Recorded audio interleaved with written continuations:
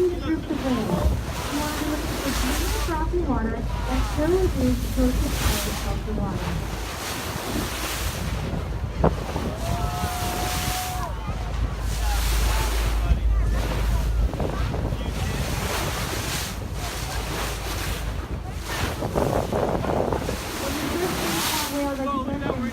Birds were one primary target we were looking for in order to gain attention to whales. So notice there are and also another species the greater Clearwater, and they're very common to tail-faced whales. You'll notice a huge group of them over at 11 o'clock. So those feeding whales, we've also got some there right next to us as we have a diverse. So this is really neat. If you look out across the horizon here at 2 o'clock, you'll notice multiple whales working in sync together to fill their bellies. These animals come up north from more warm waters in the Caribbean. There's not a drop of food for them to eat there when they're overwintering. Those are their breeding grounds. Up here in the Gulf of Maine, these whales really enjoy eating as much as they can from April to October. And they do this to essentially add to their fuel tank. Right behind us, folks, we've got one at 6 o'clock, just feet from our boat.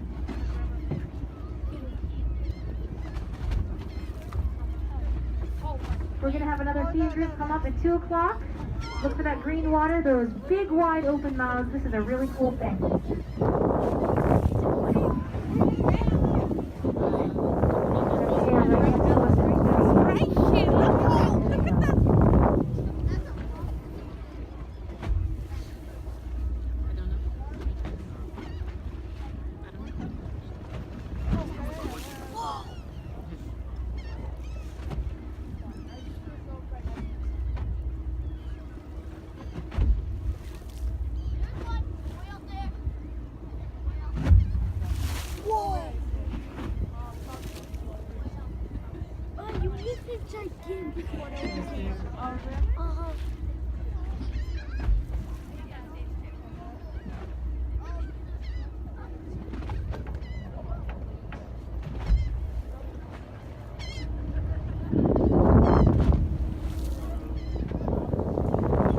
Right in front of us, 12 o'clock, dead center, we've got whales less than 100 feet from our boat. Once again, these are humpback whales, folks.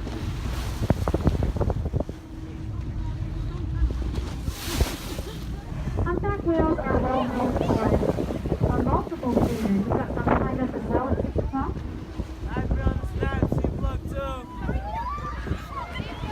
They're excellent at giving us a show when it comes to feeding.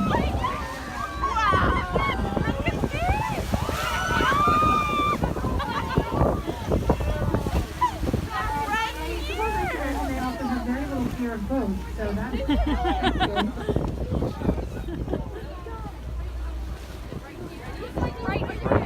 So once you folks in the front change your underwear, you can look over to the left and see some more feeding whales.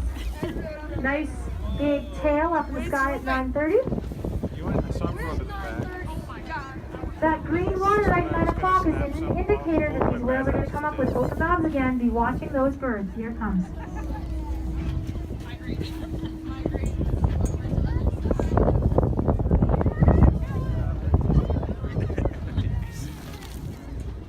Great cooperative feeding technique known as butt neck feeding.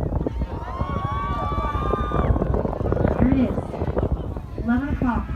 We've got multiple efforts going on here. These whales are communicating with each other by making sounds and coordinating an effort to corral fish by blowing bubbles in a big circle. They essentially make themselves a big bait ball. Look at these ones! And that's what they feed through.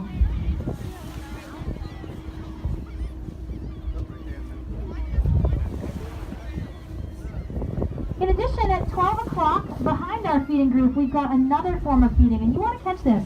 Big tail in the sky, half the whale's body completely out of the water. It requires a lot of energy. It's known as kick feeding. Here come those tails at 11. Beautiful view as these whales dive down. Kick feeding is a learned behavior. Much like chimpanzees teach each other how to use tools. It is a way to feed in which you slap your tail on the water, stun the prey you're looking to catch, and scoop them right up like a hungry, hungry hippo. Nowhere else in the world has this behavior been described or observed, other than Stellwagen Bay, which means it's unique to this region. Open mouth at 10 o'clock, there's a road.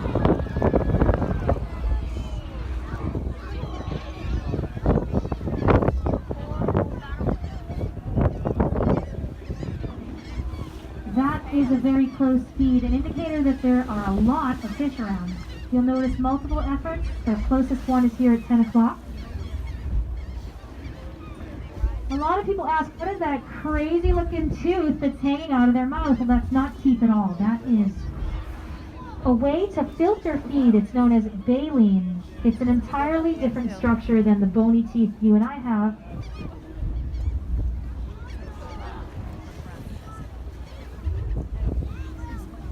Whales use this to their advantage, kind of like you use a colander to strain out the water from your spaghetti. When they take in all that seawater filled with fish, they're able to squeeze out the water, strain it out in fact. And all the fish, they get stuck behind in that baleen, which is scraped down through the tongue and swallowed whole, up to 50 pounds at a time. That is 2 Home Depot bucketfuls of fish per feed. You'll see a great straining over at 10 o'clock in the background there. One nose out of the water. A great example of that straining behavior. And it's a pretty obvious cycle. What they do is they circle around, blow their bubbles, catch their fish, strain, swallow, dive back down, and do it all over again. And we see this behavior here in Stellwagen Bank. Enormous. A fantastic example of not only the structure and design on these tails, which are known as flukes, but also the fact that the whale left us a little surprise. It pooped. Oh, sorry.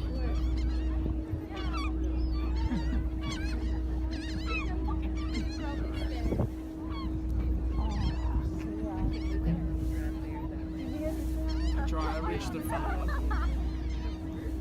Couldn't really see it, but I reached the front.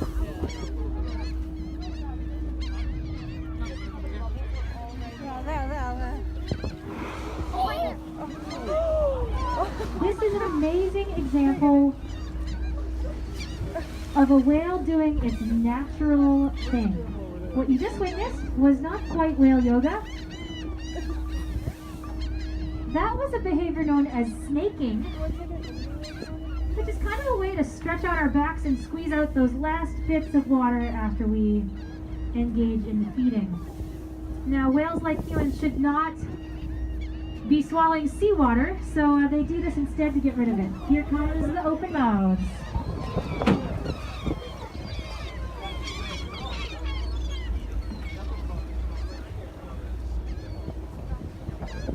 Being this close to the whales, you'll see right away that that bubble feeding is quite obvious. They're blowing these bubbles through their noses to corral these fish and encircle them. They're going to take in as much food as they possibly can in as short amount of time as they can, so they can add to their fuel tank. And that fuel is blubber, or fat, they use as energy to burn when they're on their long migration south.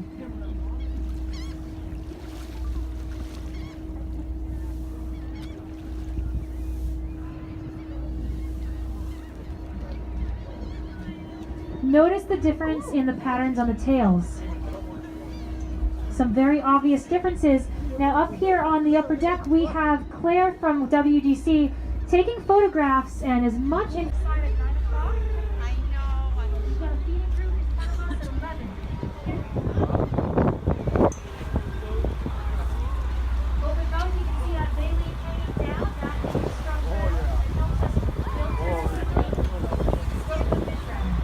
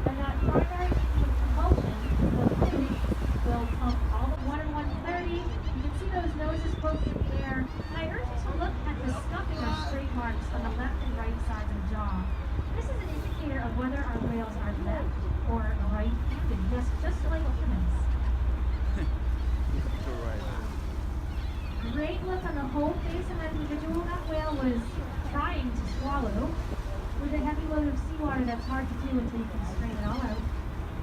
Keeping just the fish behind. A good look at their face though. And that beautiful baleen that is so helpful in feeding. If you want to get a better look or feel or smell of baleen, please see Claire on the way home, and she'll be able to show you a beautiful specimen we have here on the vessel.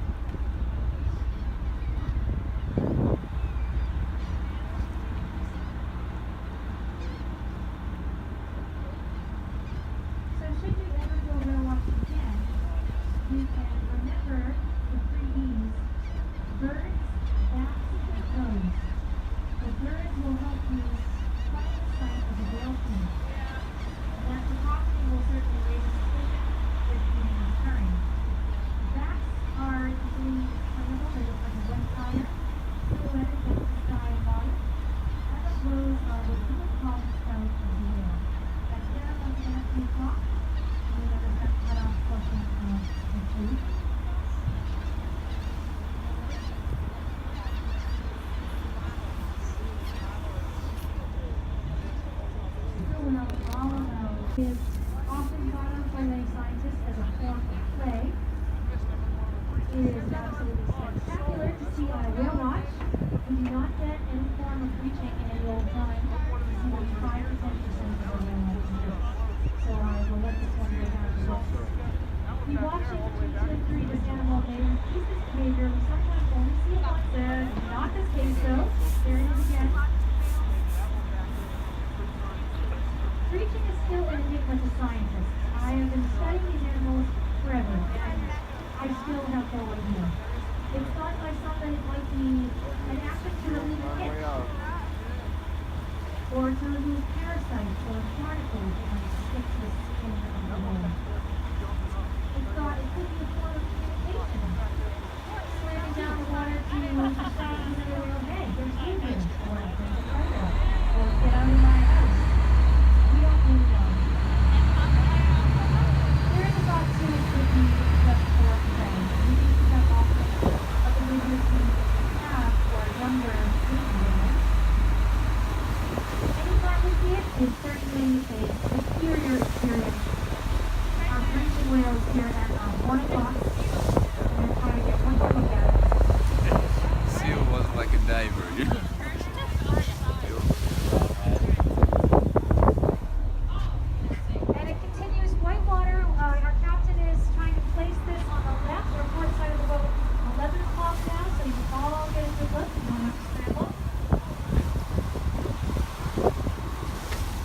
Breaching comes at 11 o'clock. Be looking for that green and white water.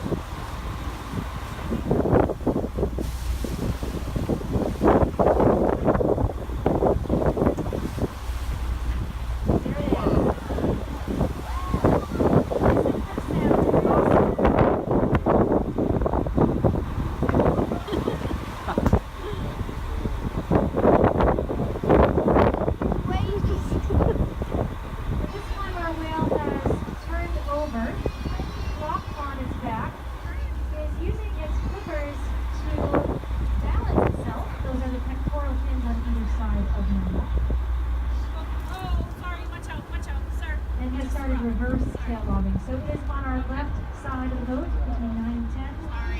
Less than 30 feet from our vessel, just subsurface.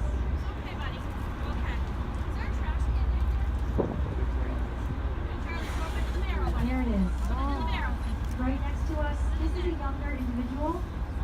You'll notice the size and body length and also girth is not quite that of some of the other whales we've seen today. You're looking on the left side of the boat.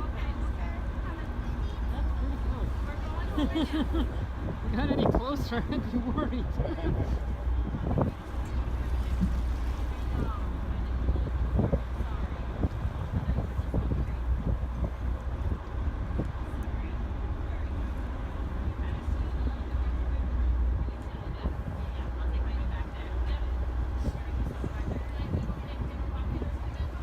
You notice with a whale this close to us, we absolutely want to keep ourselves out of gear. Again, abiding by whale sense. There it is, 1 o'clock. Boom.